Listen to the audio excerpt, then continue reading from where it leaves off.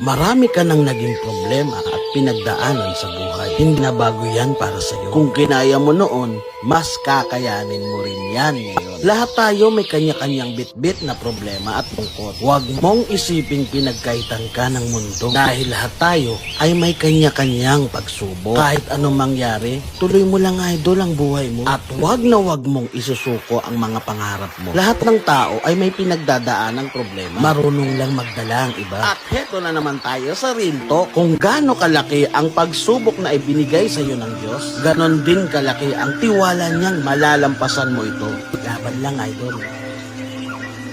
Simpleng buhay ay kay ganda, mayroong ngiti, mayroong saya. Walang hindi magagawa, lalo na't simple ka. Sama-sama magkaisa, kahit maging sino ka pa, lahat ay di ba't kaya.